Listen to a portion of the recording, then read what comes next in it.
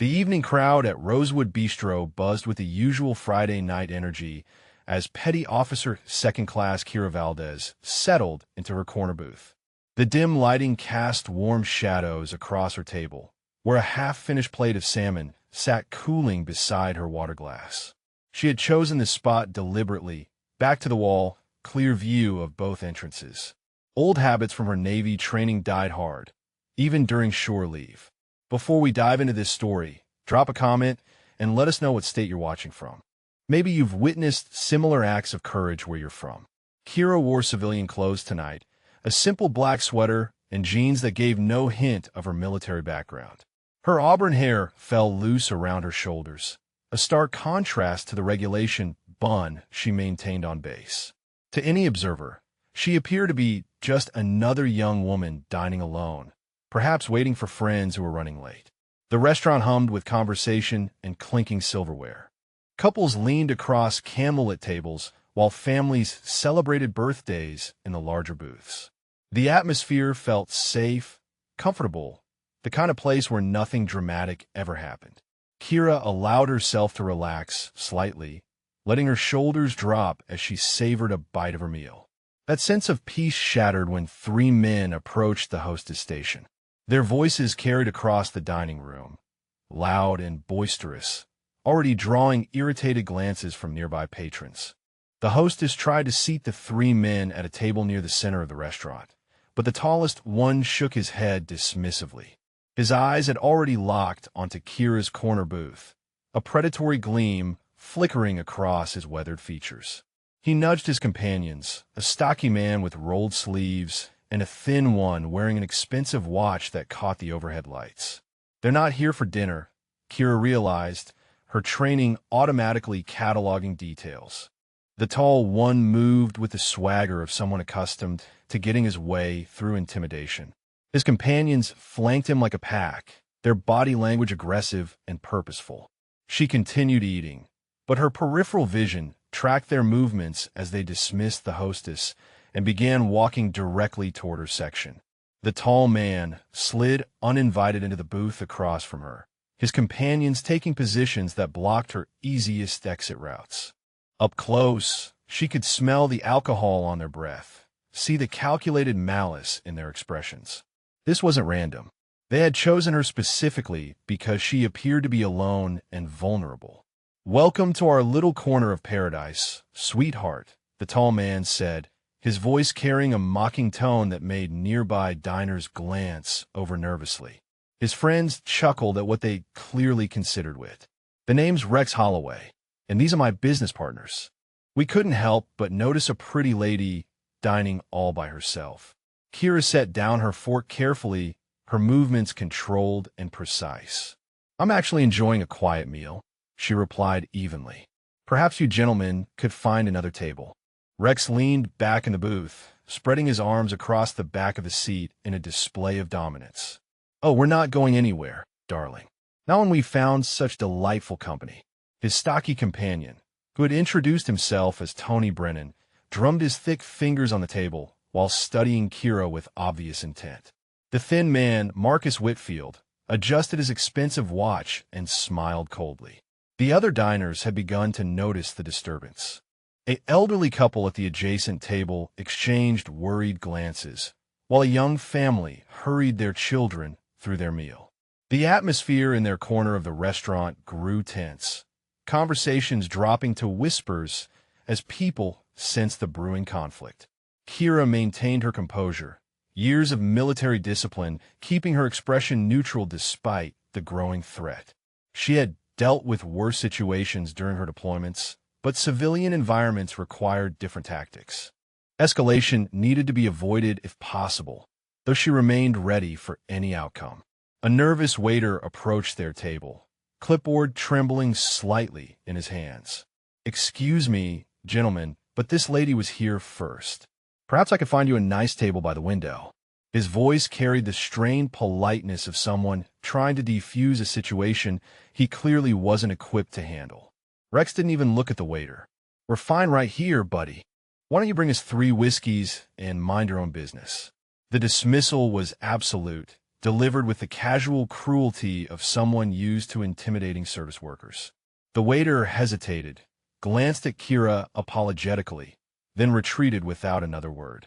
The whiskeys arrived within minutes, carried by a different waiter who avoided eye contact entirely. Rex raised his glass in a mock toast, his companions following suit with predatory grins. To new friendships, he declared loudly, drawing more stares from increasingly uncomfortable patrons. Several tables had already requested their checks, eager to escape the brewing confrontation. Kira observed their behavior with the analytical eye of someone trained in threat assessment. Rex was clearly the alpha, making decisions and setting the tone. Tony appeared to be muscle, his thick hands and scarred knuckles suggesting experience with violence. Marcus seemed more calculating, his expensive appearance masking something darker underneath. Together, they represented a coordinated threat that had likely intimidated countless others. "You know what I think, sweetheart," Rex continued, leaning forward across the table. "I think you're lonely. I think you came here hoping someone interesting would notice you. Well, congratulations. Your lucky night just arrived." Tony chuckled at his leader's words, while Marcus studied Kira's reaction with cold intelligence. They were testing her, probing for weakness, looking for signs of fear or submission that would confirm their assessment of easy prey. Kira's posture remained perfect, her breathing controlled and steady. "Gentlemen, I'm going to ask you one more time to leave me alone," she said quietly. Her voice carried an undertone that made Marcus pause mid-sip of his whiskey, though Rex seemed oblivious to the subtle shift in her demeanor. The restaurant manager finally appeared, a thin man in an ill-fitting suit who approached their table with visible reluctance. The manager cleared his throat nervously, wringing his hands as he approached the increasingly volatile situation. "Gentlemen, I'm going to have to ask that you respect our other guests and keep things quiet." His voice wavered with uncertainty, clearly hoping his minimal authority would somehow resolve the confrontation without further escalation. Rex turned slowly to face the manager, his expression shifting from predatory amusement to open contempt. "Are you telling us how to behave, little man?" The threat in his voice was unmistakable, delivered with the casual cruelty of someone accustomed to intimidating anyone who dared challenge him. The manager took an involuntary step backward, his face flushing red with embarrassment and fear. "I just think perhaps we could find you gentlemen a more private table where you could enjoy your evening without disturbing other patrons." His attempted compromise fell flat, sounding weak and ineffectual even to his own ears. Tony Brennan stood up slowly, his bulk casting a shadow over the trembling manager. His thick arms crossed over his chest as he moved closer, using his physical presence to amplify the intimidation. "We like this table just fine," he growled, his voice carrying the menace of someone who enjoyed using violence to solve problems. The manager's resolve crumbled completely under the combined pressure. He mumbled an apology and retreated quickly toward the kitchen, abandoning Kira to face the escalating threat alone. Around them, the remaining diners watched with a mixture of fascination and horror, their phones discreetly positioned to record whatever happened next. Rex laughed triumphantly at the manager's cowardice. "See how easy that was, sweetheart," Rex said, his confidence swelling after watching the manager's humiliating retreat. "Nobody's coming to save you now." His companions shared knowing looks, their coordinated intimidation tactics proving effective once again. They had clearly used this approach many times before, systematically isolating their targets by neutralizing any potential interference. Marcus Whitfield adjusted his expensive watch again, a nervous tick that betrayed his excitement despite his attempt to appear sophisticated.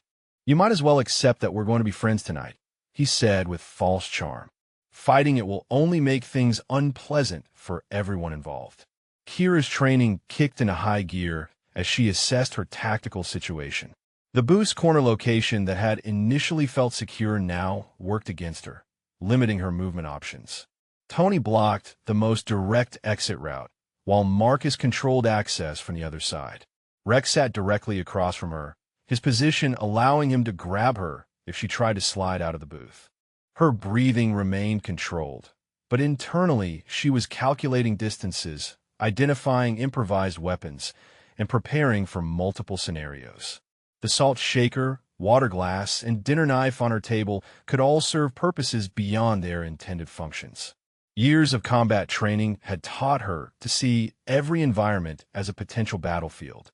The ambient noise of the restaurant had dropped to an uncomfortable whisper as remaining patrons watched the unfolding drama. Several people held their phones ready, their faces showing mixtures of concern and morbid curiosity. None moved to help, paralyzed by the same fear that had driven away the manager. Tony Brennan reached across the table and placed his thick hand dangerously close to Kira's plate, his fingers drumming menacingly on the wooden surface. The gesture was deliberately invasive, designed to test her boundaries and gauge her reaction to physical proximity. His scarred knuckles told stories of previous violence, each mark a testament to his willingness to escalate situations beyond mere intimidation. "You're awfully quiet. Beautiful," Rex observed, swirling his whiskey with calculated slowness. Most women would be chattering away by now, trying to charm their way out of an uncomfortable situation. Your silence is either very smart or very stupid. Kira's military bearing became more pronounced despite her civilian clothing.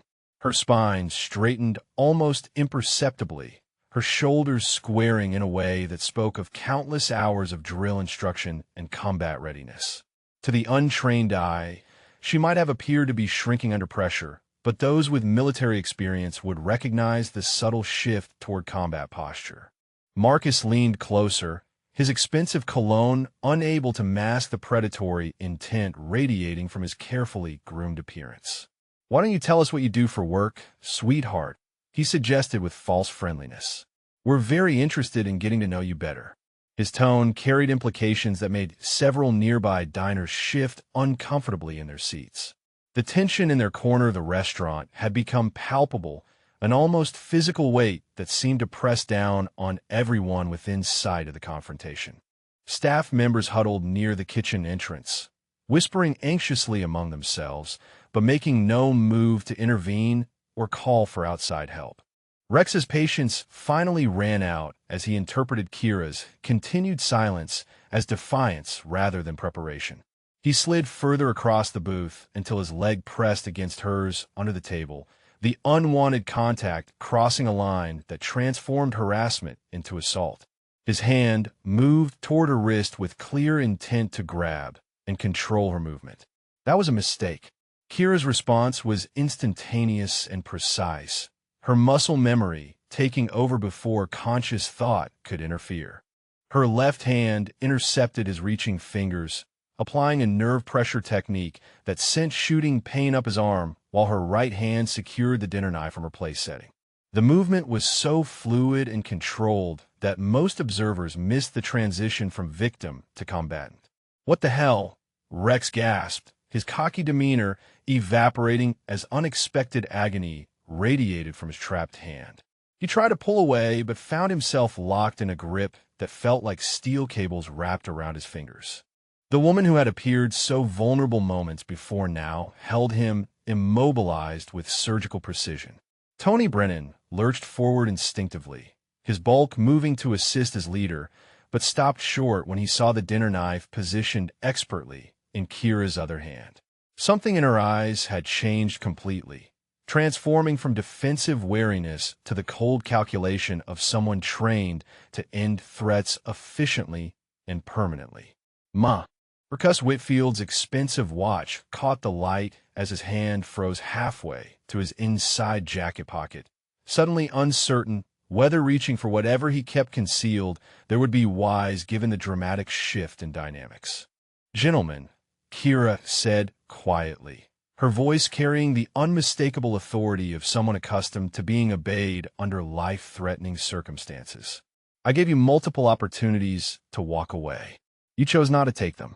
Her grip on Rex's hand tightened incrementally, causing him to wince as the pressure point technique sent waves of controlled agony through his nervous system.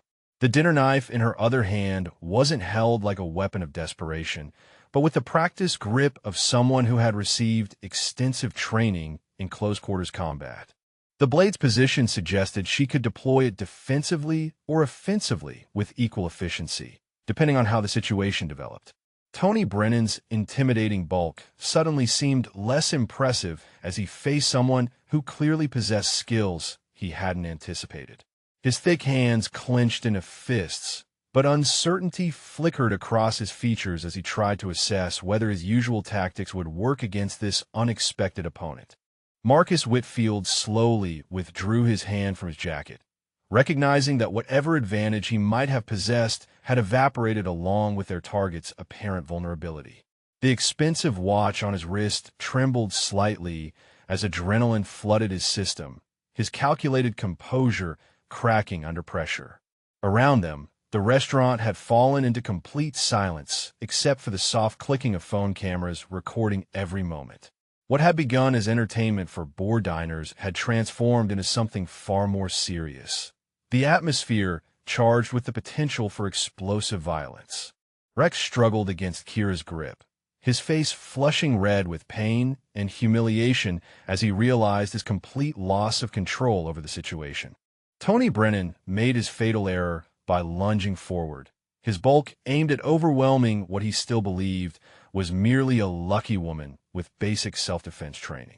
His massive frame blocked the view of most onlookers as he reached for Kira with both hands, confident that his size advantage would quickly end this embarrassing reversal. Kira released Rex's hand and moved with fluid precision that spoke of countless hours of combat training.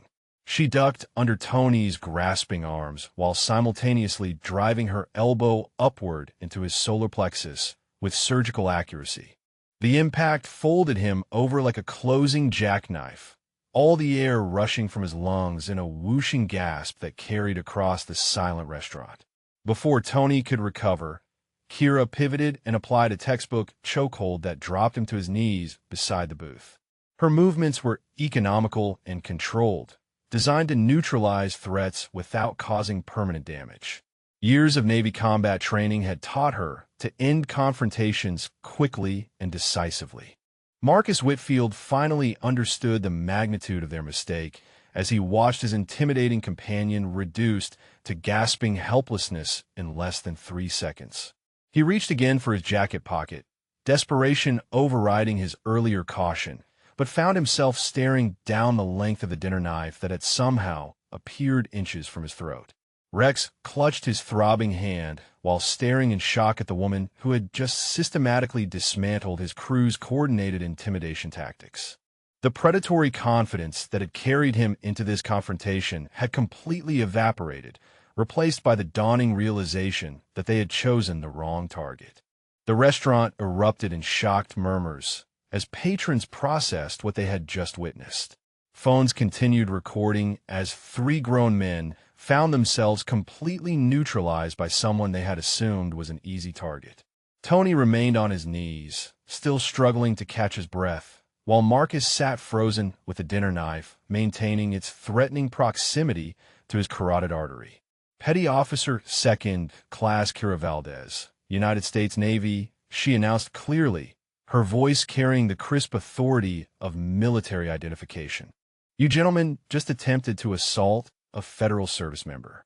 I suggest you remain very still while we wait for local law enforcement to arrive. The revelation sent a ripple of understanding through the watching crowd.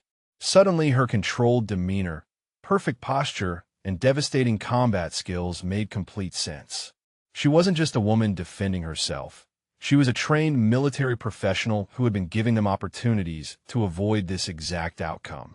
Rex tried to salvage some dignity from the humiliating situation. Look, we didn't know you were military. This was just a misunderstanding. His voice cracked slightly as he spoke, the pain in his hand combining with the crushing embarrassment of being dominated so thoroughly in front of dozens of witnesses. Kira's expression remained impassive as she maintained her tactical advantage over all 3 men. Sexual harassment and attempted assault don't become misunderstandings just because you discover your target can defend herself, she replied coldly. The dinner knife never wavered from its position near Marcus's throat, her grip steady and professional. Sirens wailed in the distance, growing steadily louder as they approached the restaurant. 3 police officers entered Rosewood Bistro to find the situation completely under control. Kira had positioned the 3 men in a tight group near the booth, their hands visible and their postures reflecting complete defeat. Tony still wheezed occasionally from the precision strike to his solar plexus, while Marcus kept very still with the dinner knife, now resting on the table, but within Kira's easy reach. Officer Sarah Chun approached carefully, her hand resting on her service weapon until she assessed the scene. "Ma'am, we received reports of an altercation. Can you explain what happened here?" Her tone was professional but cautious, clearly uncertain about the unusual tableau before her. Kira produced her military identification with smooth efficiency. Petty Officer Second Class Kira Valdez, stationed at Naval Base Point Loma. These 3 men harassed me, ignored multiple requests to leave me alone, then initiated physical contact without consent. I used appropriate force to defend myself and detain them until your arrival. The lead officer examined her credentials while his partners began questioning witnesses. Dozens of phone videos confirmed Kira's account, showing the men's aggressive behavior and her restrained defensive response. Within minutes, Rex, Tony, and Marcus found themselves in handcuffs, their evening of intimidation transformed into criminal charges. The restaurant manager finally emerged from hiding, profusely apologizing to Kira and offering to comp her meal. Other patrons approached to express their admiration and respect, many thanking her for her service. The atmosphere had completely transformed from fear to celebration. If you enjoyed this story, please drop a comment and let us know your favorite part, character, or if you've had a similar situation happen to you before.